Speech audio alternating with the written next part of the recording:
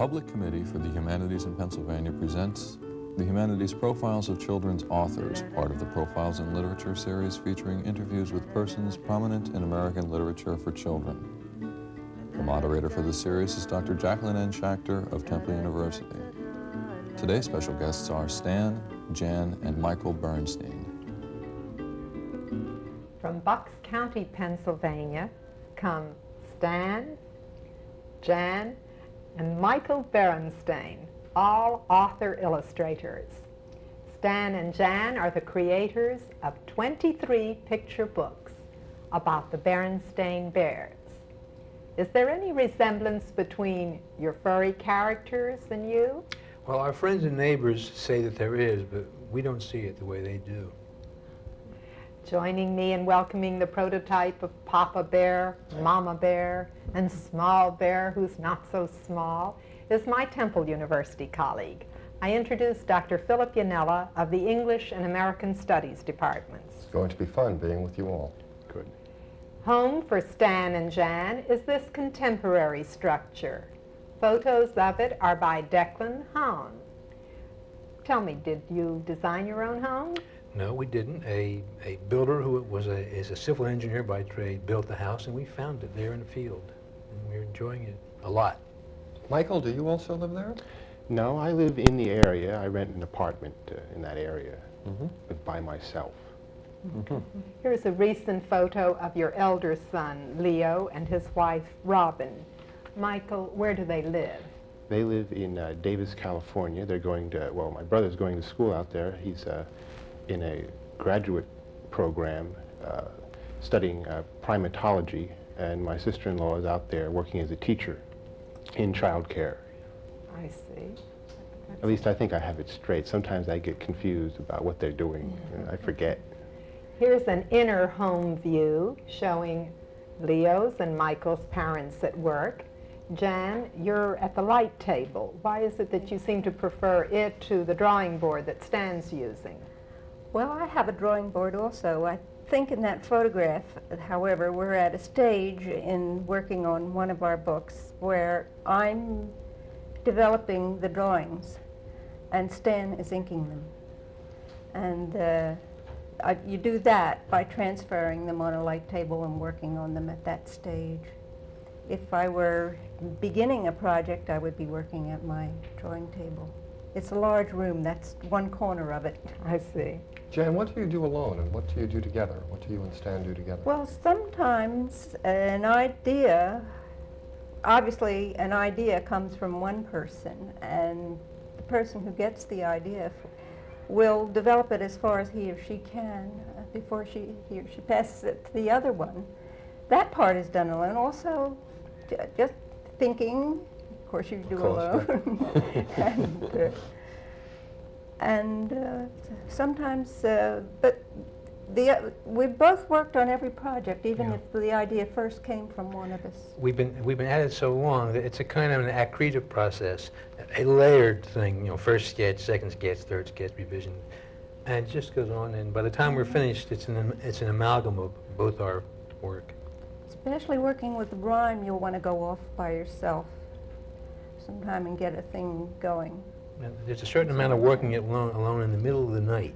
Sure. When you can't sleep because you Because couldn't quite. that's sometimes when the things seem to solve themselves in your head. What color medium do you use? Dr. Martin's syncretic dyes, which is a rather obscure medium. They're really transparent watercolors in bottles, and they're fun, but they're kind of treacherous. They're hundreds of colors, and that makes them kind of nice. Your books have this consistency that everything is delightfully colorful. Oh, well, that's nice. Nice to hear. Yeah, but you write for different age groups. Yes. What age groups do you aim at cover different kinds of books at? We cover the waterfront of age groups from 2. from 2 to about 10. We work in various lines. One group of books that we do are for preparation for learning to read. Those are called bright and early books. Those deal with concepts, very simple stories.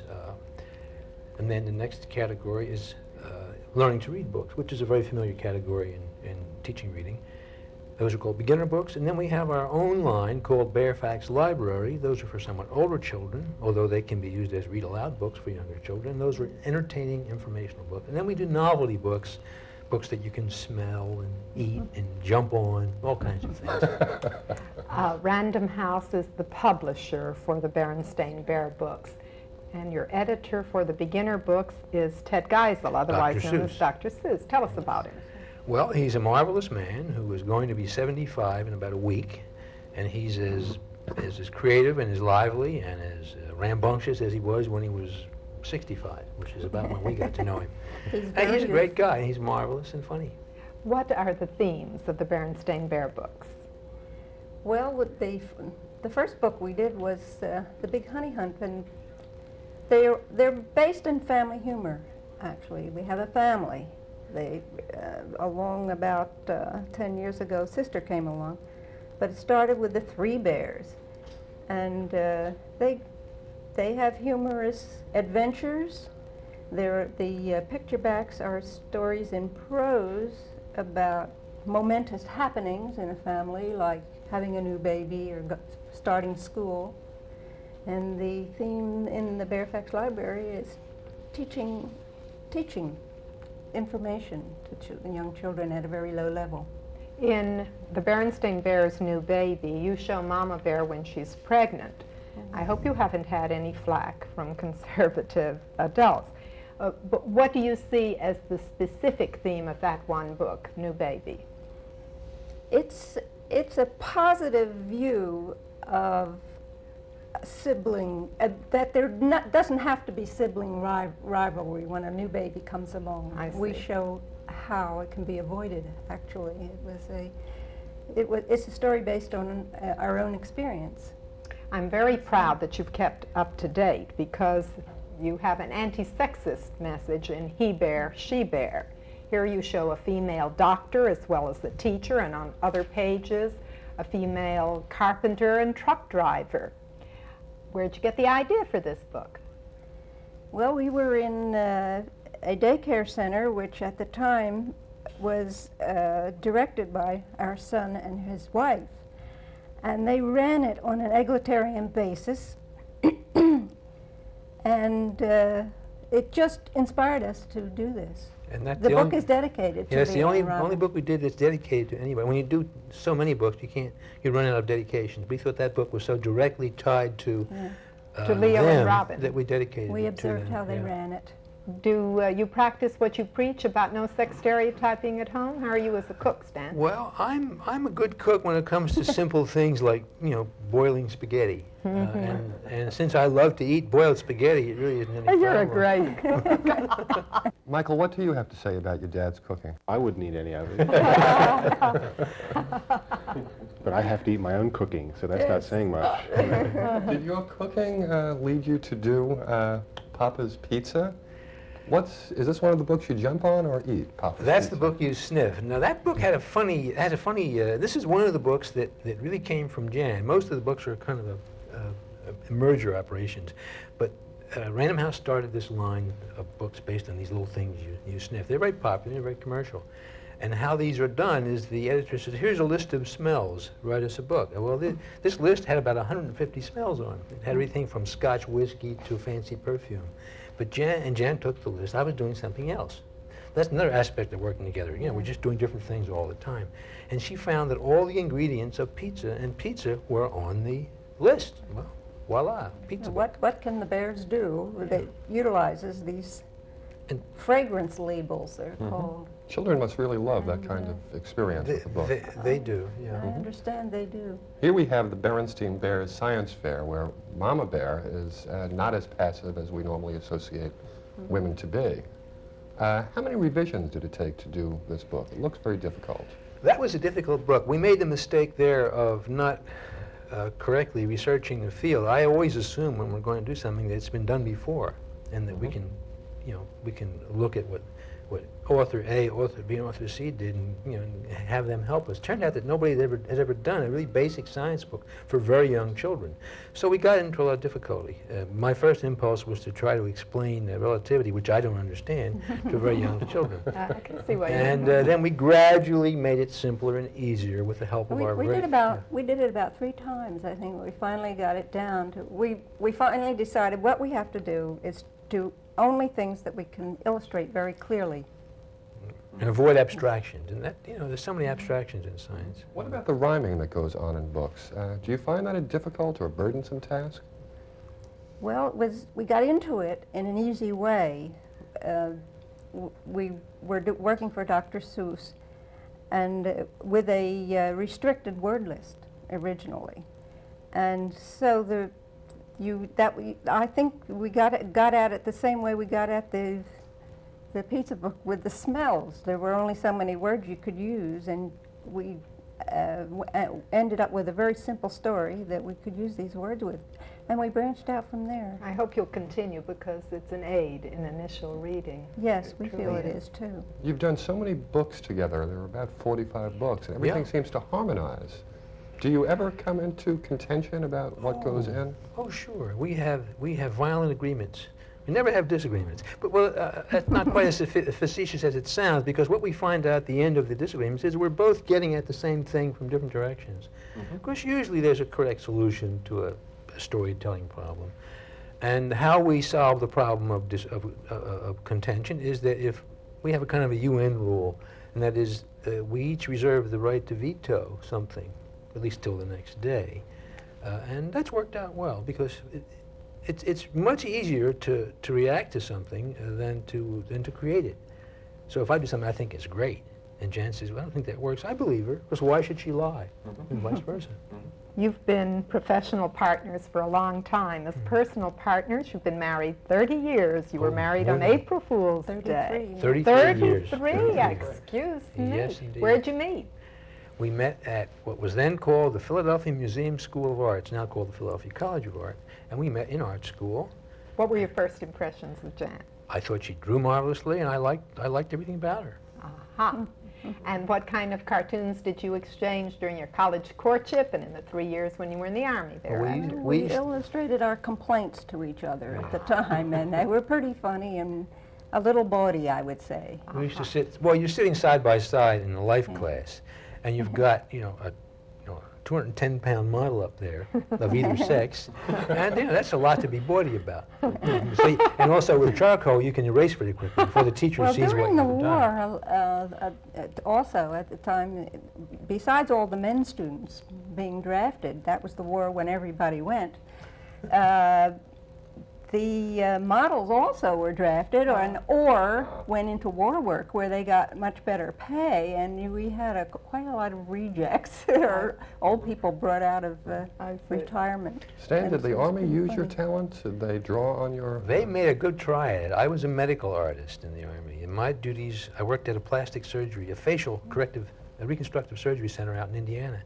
And my job was to, I scrubbed and went in and I observed dozens and dozens, hundreds of operations over the years, and would do a graphic record of what was done. And that became part of the patient's ongoing medical history. And when you came out of the Army, you went to the Pennsylvania Academy of Fine Arts. Indeed. Why there? Well, I'd been to PCA and enjoyed that, and I wanted something with a little more freedom than PCA, and that the Academy seemed to supply that. Michael, did you follow a similar pattern of attending both the Academy and the Philadelphia College Yes, of Art? except I avoided going to the Army in between, fortunately. I went to what is now PCA, studied illustration there and also painting, but then I went to the Academy to study painting further. And how did your parents encourage your interest in art when you were younger? Well, as I recall, Dad had a lot of canvas that he had stretched, very fine quality linen canvas, which he was going to paint in his spare time, and I used it all. How did you? Yes, and he didn't stop me, so I suppose that was encouragement.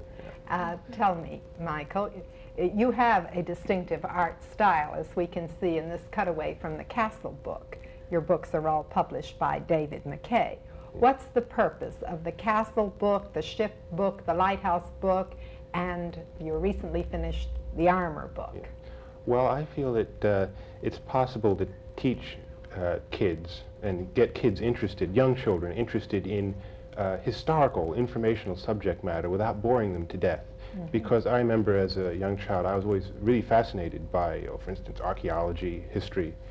And I noticed that other kids weren't necessarily, and I think it has to do with the way it's presented. So that's really what I'm trying to do, present it in an interesting way.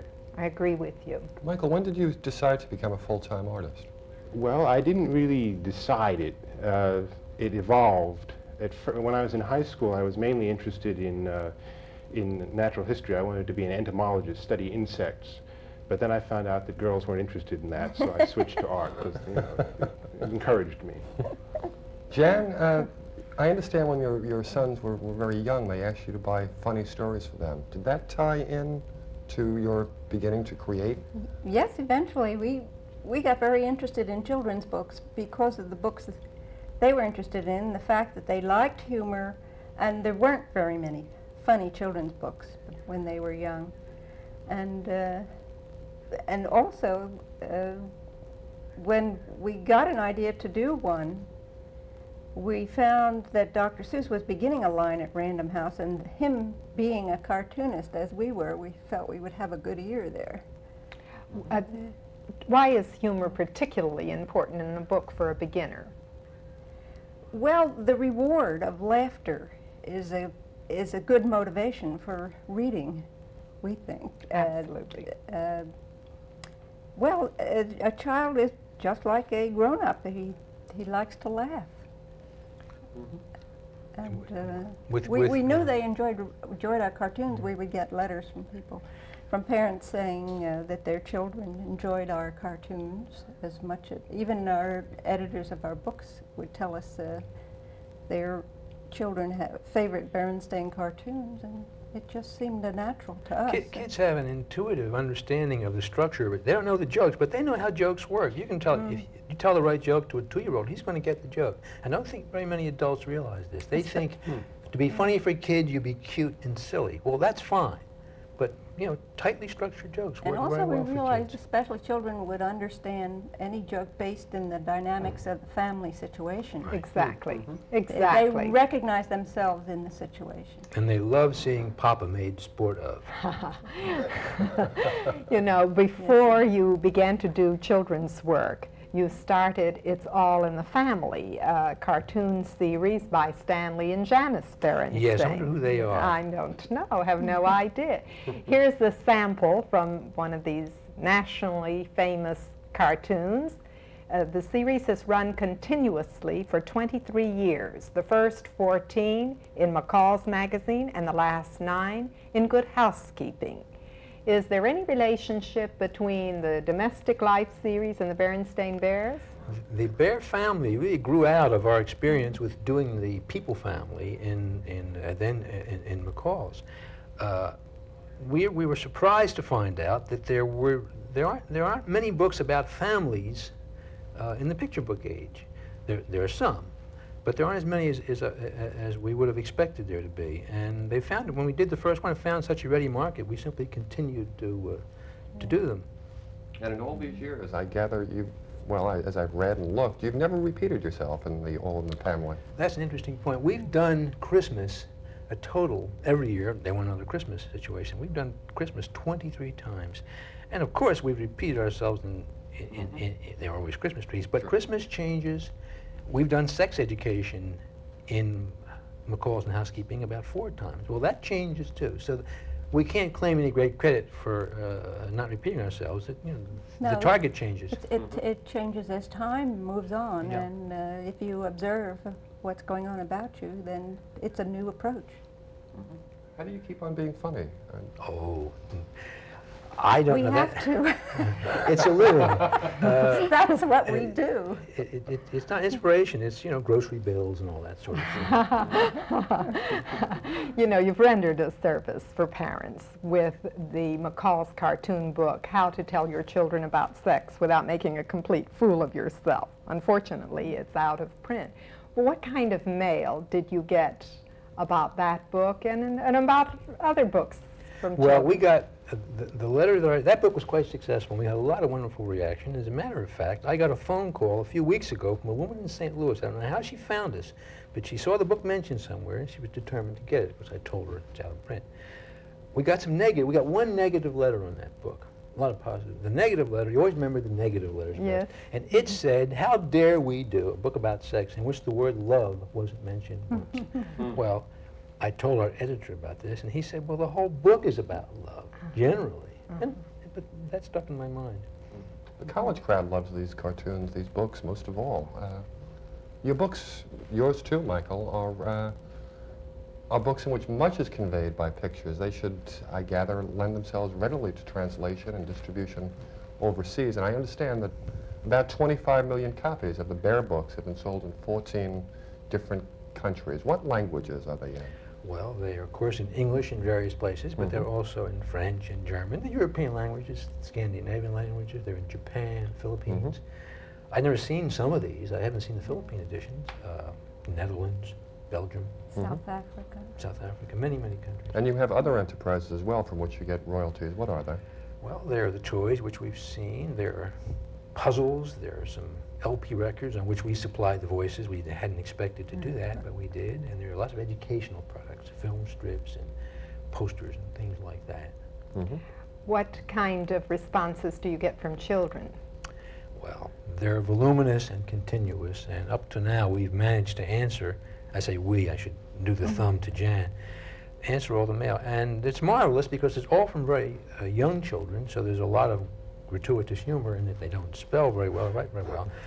But it's enthusiastic. It fixes on a very simple thing. We like your books because they're easy. We like your books because they're funny. We like the part where Papa gets struck by lightning. Just about. Or hit by a truck. Or hit by a truck. Those are the themes. So we just keep on doing more of the same. You know, things haven't always been so lucrative for you. Tell me about your break after your first rough year. Well, the first major market we sold was Collier's Magazine, long lamented. I think it stopped publishing a decade ago. And we had been selling cartoons to so-called minor market, which means no pay or low pay. And we finally sold a joke to Collier's Magazine. It was at the beginning of frozen food, and the joke went something like this. It was a lady with a bandage on her finger saying to her puzzled husband, "I cut it on some frozen broccoli." Now, it makes no sense now, but frozen food was so strange then that this was our break. Oh, I see. And from there on, you went to do Hallmark cards and magazine covers. For Yes. what magazine? Again, Collier's? Colliers. We did Talk about about 20 covers. covers. Yeah. Big panoramic scenes of children in public situations like a playground, the zoo, Saturday matinee, a picnic, various things like that. Which of your experiences, Michael, have been embodied in your parents' work? Most of them, I think. Can you remember? Anything in which I made a complete idiot of myself, I think, is in their cartoons. So if you see in those cartoons anyone being really, really stupid, that's usually me. Ah. So you model for your folks? You mean modeled visually? Yeah. Oh no, I don't. For cartoons, generally you don't use a live model. I don't use live model except myself in a mirror sometimes. You know, hands and things like that. But only I think even most illustrators don't use live models. And that's the same with Jan and Stan as well. You've not used live models. No. We've drawn bears, but not since we were in We art school. observe, Yeah. you know, people in it. We use models for the behavior of our characters. Yes. Sure. Have you ever done political cartoons or thought of doing political cartoons? We're rather apolitical, wouldn't you say? Yeah. Mike did a political cartoon during the Vietnam thing. Oh, that was when I was in art school, and that doesn't count because, you know, in art school you're liable to do just about anything. Did you learn about cartooning in art school?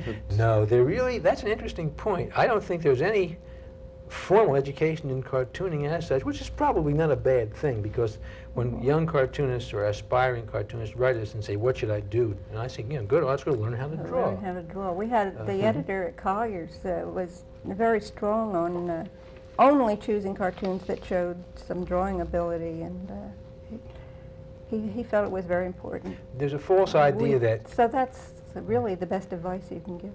there's a false idea that cartooning is sort of inferior to drawing. As much cartooning is, but it's not supposed to be. Michael, what did you get out of art school?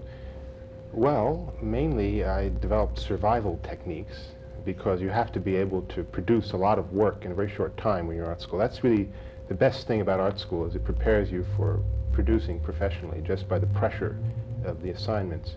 And also I learned how to draw, mainly on my own. They tried to keep me from learning, but I managed to do it anyway, just through sheer perversity. I wanted to ask you why you donated your manuscripts to Syracuse University. Well, the flip answer is because there was a tax deduction involved. No, we got a letter. That's been canceled anyway. No, we got a letter from request. no, it's a School of Communications. Mr. Newhouse set up a big School of Communications there, and one of the categories they're interested in is social commentary. And what we gave to them were our It's All in the Family drawings. Oh. No, we never figured that's what they were, but if the university says that's what they are, we're not going to disagree. Well, no, they said they considered cartoons a record of the social climate at the time they were done, and they would be very interesting to students. That's and fair enough. I think if you looked at our educators. magazine stuff for the past 20 years, you could tell what a certain kind of, middle-of-the-road life was like. I'd like to hear a response from each of you on this, Michael, Jan, and Stan. What were your favorite books when you were children? Michael? Well, I liked almost anything I could get my hands on, really.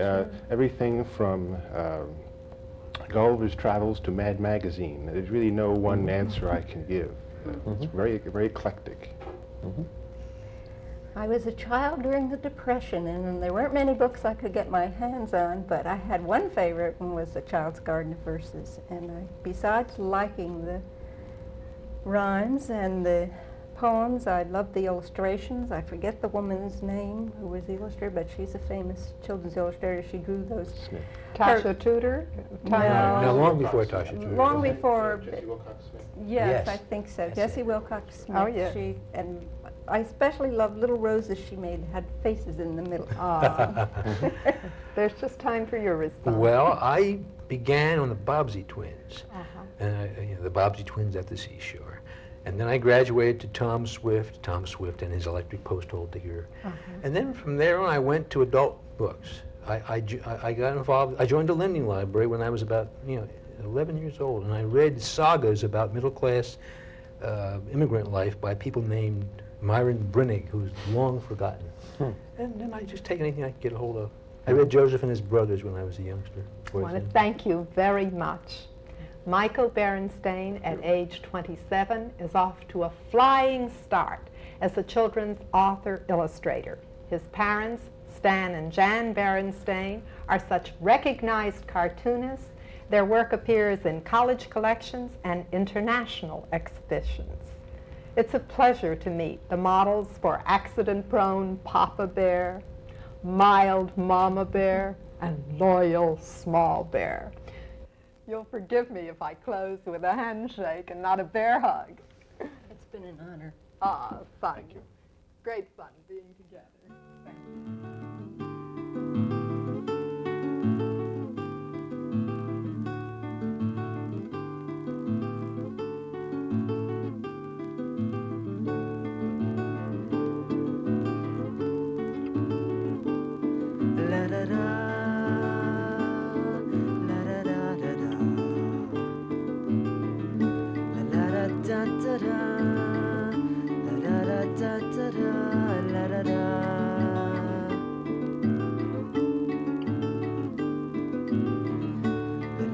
Da da